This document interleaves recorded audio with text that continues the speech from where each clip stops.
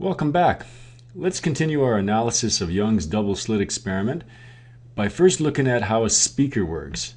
Now we know that a speaker creates a longitudinal wave of compressing the air and rarefracting the air or expanding the air. Graphically, we can represent the wave that comes out of the speaker with this sinusoidal function that we see below our speaker itself.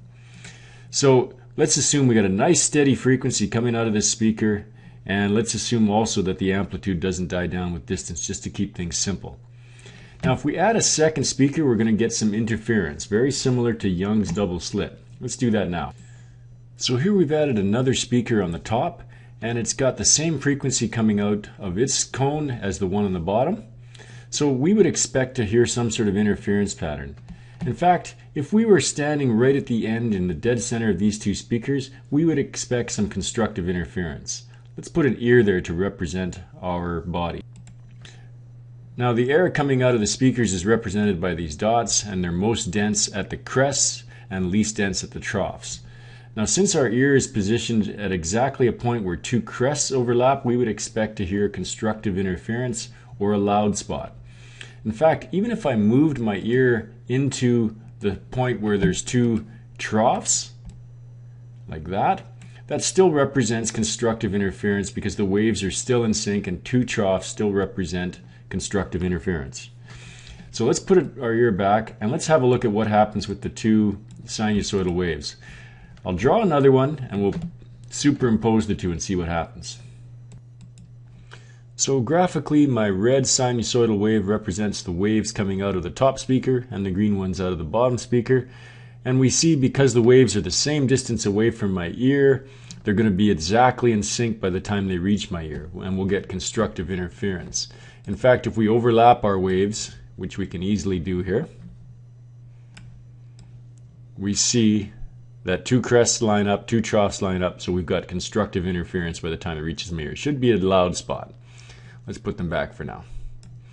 Now, we want to know what happens when we actually move the speaker. So I'm going to take the top speaker and I'm going to move it towards my ear a little bit closer. And then we'll see what the net effect is.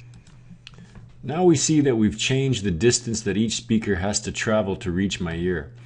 The top one is exactly half a wave closer, half a wavelength closer to my ear. And if you look at the waves now, our dark spots, which represents our crests, now line up with our less dense spots, which represents our troughs, and we get destructive interference where my ear is. So if this was perfect destructive interference, we wouldn't hear anything at this point. We've got noise cancellation. So the wave has moved a half a wavelength to the right on the top, and now we're completely out of sync. So if we move it one more half wavelength, we would expect it to be back in sync. So when we're a half wavelength, we are at a node. When we're at one more full wavelength, we should be at another antinode. Let's see what happens. Now, first of all, let's confirm that we are exactly out of sync by sliding my crests down. So if I slide them straight down, we now see that the red crests are lined up with the green troughs, so perfect destructive interference according to my diagram. Now let's take the top picture and move it over another half wavelength. So again, if we look at where my ear actually lines up, it lines up where the two crests line up, where the dark spots, right, the more dense waves line up, the compression part. So we're back at an antinode, and we would hear a loud spot.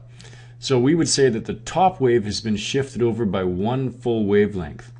So the bottom one has to travel one full wavelength further than the top, but because it's one full wavelength, they're still in sync and we still get constructive interference. And you can imagine I could repeat this over and over and over again. 2 full wavelengths would be constructive interference. 3 full wavelengths would be constructive interference. And then the dead spots would be every half wavelength. I see that our crests still line up and our troughs still line up, despite the fact that it's traveled one additional wavelength further on the bottom. So whole numbers of wavelengths give us constructive interference. Now let's see what this looks like with Young's double slit.